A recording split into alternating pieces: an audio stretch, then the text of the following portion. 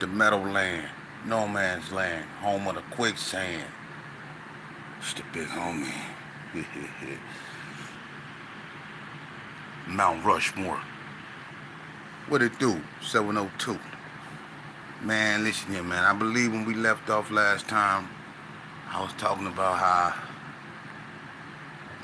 I got stabbed uh, in Indian Springs behind a football game between, the North and us. It wasn't really between us and the North. It was really between my homeboy, ex-homeboy, Poom, and Baby Huey from GQ. Nevertheless, I told you what happened to me and how I was stabbed again in the head and how I didn't cooperate and ended up with 18 months in the hole.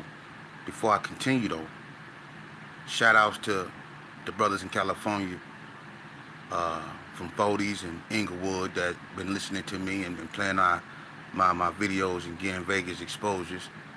It gave it. I'm humble, man, because a lot of people look us over, think we just about strip clubs and casinos and fights and stuff like that, man. But Vegas is raw. It's too little to be this big, for real. Nevertheless, moving on. Um, I wanted up back in the hole, and being in the hole at Indian Springs was a total different experience from being in a hole up in NCC. Number one, um, it's a different building. I'm accustomed to being, level floored and, in different hallways. It's like that, but it got two tiers. It was in Unit 8 at this time, but it had a run on that was in Unit 1. So some people went to Unit 1, some people went to Unit 8. They had to separate the Gersons and the North, so they put the Gersons in Unit 8. So we wound up in Unit 8, and the North was in Unit 1 down B Wing. Now, this is new to me being in a hole. I'm used to being able, to open my own door with a doorknob. They had these sliding doors. That's something I wasn't accustomed to. This is back in 1995. I wasn't accustomed to that, and another thing I wasn't accustomed to was, cat lacking. When you take a string and tie it around your comb or your toothbrush or whatever that's have a little amount of weight, even a rope, anything that's flat enough to slide under your door and long enough to reach a certain room, and you have to maneuver it and all that. People know what I mean by Cadillac, and people are so good at it they Cadillac off the tier and get whole photo albums, whole laundry bags of store, and these dudes is so creative. They know how to crush the soups and all that so they can fit up under your door. So you learn a lot of things in the hole, you know, like doing burpees. Dudes in there wash their clothes in a toilet, never that, but they wash their drawers and their clothes in the toilet, and people, have their own program, but at the same time, it's also drugs back there. We smuggle things back there. It's violence back there. Especially behind the phone. Cause soon as they unlock your door, everybody run to the phone. Listen, when they open the door, they so hell bent. It's only 3 phones, and we don't out here in Nevada. It's not back then. It wasn't. This is the white phone. This is the black phone. This is the Mexican. We was not under none of that, man. It was wide open. There was no type of political politics like that in the state of Nevada on medium yards. It was probably going that route in max, but not in medium. In medium, it was wide open, man. Mexicans was doing business with blacks. Don't let them tell you they wasn't. They was smoking weed with blacks. Don't let them tell you they wasn't. Out here in Nevada, back during that time, the Mexicans, if they had, I'm gonna keep it real with you. If they was up under some form of constitution which forbid them to have any dealings or whatever with blacks, they surely wasn't up under it then. My tattoo on my back I got from a Mexican named Flaco from California, and me and him smoked a pack of Camels together while he did my back. So all that politicking and stuff like that, it wasn't going on in the state of Nevada, man. Mexicans wasn't hostile like that. They wasn't no, drug war between them, and it was no on-site green light type stuff, man. It was real relaxed. Now we had fights and stuff with them, but it wasn't because they was Mexican and we was blacks. I'll get to that later.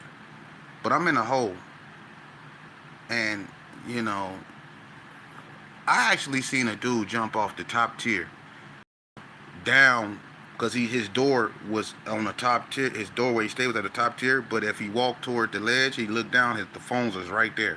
So instead of him running down the hallway and going down the stairs, this cat jumped off the top tier down, straight down to the phone. Beat everybody to the phone. He do this all the time. That's how serious that phone is. And that phone will get you stabbed up too. But being in the hole, I started working out. I was still going through rehabilitation when my eye just got stabbed again. So I was going through a lot of medical. The whole time I'm going through this, I'm having these thoughts, man. I'm starting to realize that, the homies, what the hell they was when, certain things was happening. When it get tough, what the homies were. I start asking myself these type of questions when I'm sitting in this goddamn room with all this time. Like, why am I always the only one getting stabbed up, man? What's going on, And I was into reading books, It took my mind off my situation, but at the same time I got headaches because of my stab wounds. So it was hard for me to read books.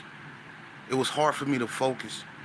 I was in a room, man, with 18 months, a little kid again, after being stabbed twice. I had so much stuff going through my head. And I'm not even communicating with my mom. She hasn't even seen me. She don't know. She didn't see the new look. So I'm in the room going through all this, man. And couldn't nobody make it better. I stayed behind that door looking out that window in just a vague gaze.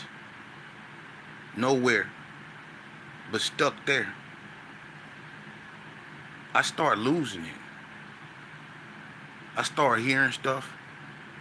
I start mumbling to myself. And then the mumblings, they got louder. It went from just, to fuck these niggas, man. I start cussing, and I didn't know who I was cussing at. So I start exercising and working out, And I start trying to read, and then I get mad and throw the book. Then I go pick it back up and I read it. Then I get mad and I throw it again. Then I start cussing people that wasn't even in the room with me. I was losing my mind in that room, man. Back and forth to optometrists. Getting woke up at 3 o'clock in the morning. Sitting in a room. Going to the county jail. Going back all through this, man. All just to go back to prison, to the hole. That was my reality. So I started seeing things a little bit different from everybody else. I didn't release the anger. I had no outlet. I let it build up. I didn't let myself heal. I didn't allow myself calm. I just got more angry at my homies. Y'all went home with both of y'all eyes. I'm stuck in the hole with one. My enemies, y'all did this to me. The COs, y'all put me back here. Everybody became an enemy. I lost it. And the first signs of that was, one morning, Miss Arms, it used to be this lady, I brought her up before her name was Miss Arms. Tall, light-skinned lady. The boy PB Goo ended up knocking them. And she used to work the hole because she was drawing too much attention on the tower. All the brothers used to go on the way pile and buff up, then want to go talk to her and say stupid stuff. You had one dude that literally used to, he thought he was Brian McKnight or some goddamn body. He used to stand down there and just sing to her. Who sing the COs? He was some, and then blowing. Like, dude, you sing. But anyway, one morning after breakfast, they let us out. And, I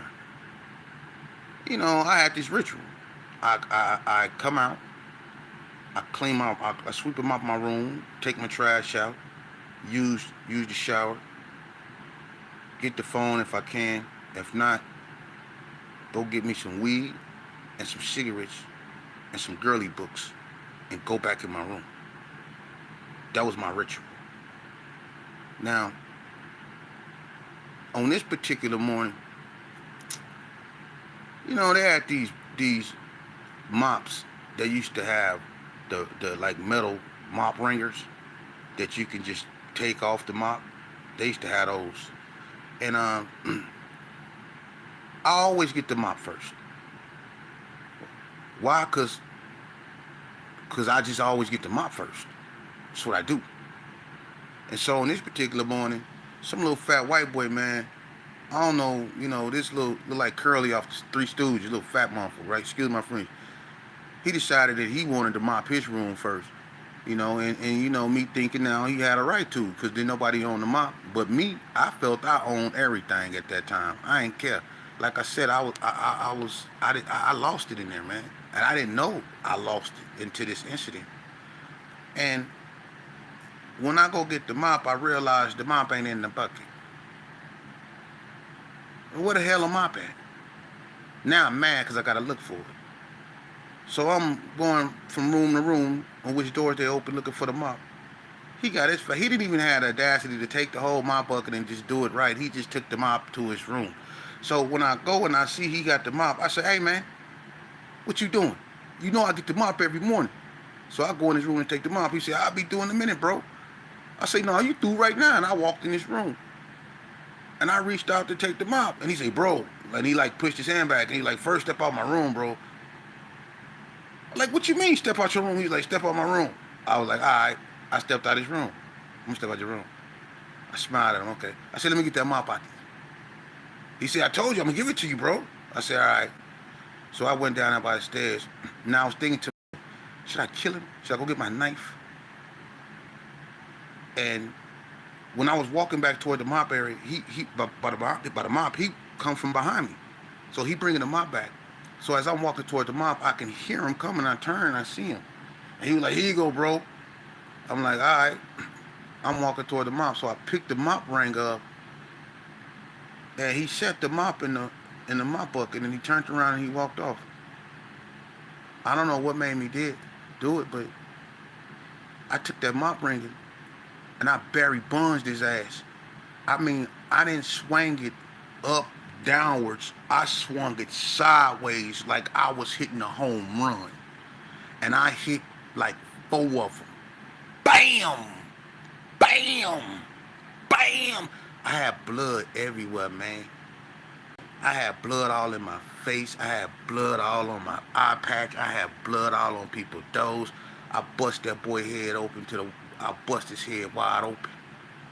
And I kept hitting him with it and hitting him with it and hitting him with it and hitting him with it. And I just wouldn't stop. And when them people tackled me, I start fighting them. I didn't care that my eye was hurting. I started biting and I was fighting. And back then, they wasn't as strict as they is now. You can actually whoop a CO and basically get away with it, depending on how it go. And in that instant, I was fighting a bunch of them. I was biting, kicking, I was doing my thing. And they were just trying to get me under control. I had a damaged eye and everything. They knew my situation, but I didn't care. And when they got me under control and had me on my chest, I was laying in a pool of his blood. I got 2 more years in the hole. And they tried to send me to Ely, but I had a medical hold on me because I got stabbed in the eye and I had to see specialists, so they couldn't send me nowhere.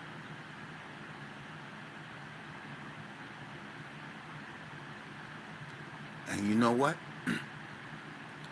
All the while I'm in the hole, I'm thinking revenge. I'm thinking I'm gonna get the North. I wasn't expecting this to happen, but while I was in the hole, a serious incident took place on the street, and it kind of shook the prison up. Durone from NTG got killed. George Lawson. I was in Elko with him, man. Something about, now I'm not gonna go into what happened to him, cause I wasn't there, but you know how the streets talk. And from what the streets said, the streets ain't always right though. But from what the streets said, because the streets ain't always wrong either. But what the streets said was he was at a club. Um, I don't know if he was drunk. He just got out of prison, and he was tripping with the Bloods up there. And my homeboy, one of my ex-homeboys, they was real cool in the pen. So he stopped the Bloods from actually getting Durone. All right? That happened, I think, at Shades, which was a club on Martin Luther King in Vegas. But they went to the Heritage. And I think Durone came up there tripping too. And I guess once again, the same homeboy tried to calm him down. And rumor has it, now I don't know if this is true, that he pulled a gun out and said, if I was tripping, homie, I had you right now. And he have stuck a gun in, that's what they said. And he got pushed, and when he got pushed, he got killed. And they said, it was pointed toward the Gersons, like they did it, so in the penitentiary, it started really getting ugly and intense because now the NTGs has declared war on the streets against the Gersons. So now not only was we locked in a war with Donna from behind what I did, that's still fresh. It's still shootings going on out there, man, that I haven't even talked about. I'm going to go back over that in Vegas history. I told you that. But now the NTGs has joined the war. And it's the Gersons and the Parus against the NTGs and the Donna streets. This is how the West and the North is shaping up on the streets. It's already shaping up in prison. All right? So I'm still in the hole. Now, every time something major happen on the yard and they don't have the room to put people, they'll let people that's been back there in the hole and been doing good the longest out. They give you a time cut. And I got another time cut because I stuck to myself. I was just angry. I didn't communicate with nobody. I sat back there the whole time and plotted revenge. I wanted the North. And I wasn't going to stop until I got them. And when they let me out, something happened with the Mexicans and the blacks on the yard. Something about Lil E-Dub from West Coast Blood and Dickie got into it with some Mexicans in front of Unit 6, and Lil E-Dub was scrapping one of the Mexicans' head up. Dickie came over there and kicked him in the face. And so the SAs grouped up and they took off on the brothers, but they caught the brothers off guard, and that's when they came down that hill throwing rocks and all that by the gym and that, they caught the brothers, they rocked the shit out the brothers that time, you know what I'm saying? And then it jumped again, and that's when the brothers got the best of the Mexicans in the unit. But on the outside, the Mexicans got the best of the brothers because they chunked them rocks. They came down there throwing that, all that old shit they be hollering, and got the chunk of them earth biscuits, and they had dudes out there river dancing, for real. But, and it jumped in the units, and that's what the brothers did they damage. So they had to bring all them to the hole, and they let me out. Right? So when they let me out, they put me in Unit 6. Oh, yeah. And guess what else? They son Gangsta Rob to Indian Springs, my chief. Revenge. Oh yeah. See, the numbers start to flip. The North wasn't as deep as they was. It wasn't 200 or something of them. Mm-mm. They got shrunk horribly small. It was probably like 70, 60 at the most of them now. Everybody, top names was basically gone. They only had people like Zeke and Dada was there, but Dust Storm from BTD, you know, Lil Wash, his brother Super Cat, you know what I'm saying, P Rock, uh, Lace Dog, D-Tay, you know, D Grease. It was down the streets, you know what I'm saying. No Shane came down from Ely before he went home, from ABM. You know what I mean? It was some Norths on the yard though, but they started sending all the Gersons to Indian Springs. So we went from being like 30 something deep to like 100 and something deep. I swear to God. The wax in themselves was about 40 deep. And then you had older heads like Luau. You had Tweak Master, Goo Goo, Gangsta Rob. You know what I mean? It was so many G's on that yard. Gauge Whack, Mad Bummer, Capone, Bam Bam. It was so many G's on that yard. It wasn't funny, man. And so when I got out the hole, I instantly got with Mad Bummer. Mad Bummer told me, I've been waiting on you. They tried to get me on the weight pile. What you mean? Yeah, he telling me how they tried to get him on the weight pile when they locked me up. You know what I mean? He got out the hole. They kept me because I won't cooperate. I told y'all. But peep this. I tell Gangsta what happened and how they was, you know, down there, you know, and how I got stabbed. When he found out I got stabbed again because he heard. Because when Dada them arrived at NSP after the incident with me, he got into it with Seaweed at NSP. Behind that, it was an issue. So the North and the Gersons got into it at NSP behind me getting stabbed at Indian Springs. So when Gangsta came down there, instantly he mad. So he called a meeting. When he called a meeting, everybody know Gangsta on the yard. He literally had dudes coming up to him that he had on PC that was giving him drugs just to let them stay on the yard. And I don't need to say no names, you know, but you know, when the book come out, it is what it is. But when ain't no need to say no names, but I ain't gonna do you like that now.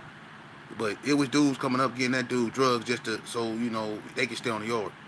But we had a meeting, and I was adamant at that meeting. Everybody that was there, I tell you, I was adamant. I said I don't give a damn. I won't revenge. I won't. We taking off on them. How they stabbed me and did me up there in Unit 6, I got to have, And he was like, okay, well, this how we go do this. You know, we go chill, and we go give it a couple days, and we go catch him slipping, and we just go take it to him. That's music to my ears. That's what I wanted. And they used to have basketball games down there at Indian Springs. Danny McCoy was one of the refs.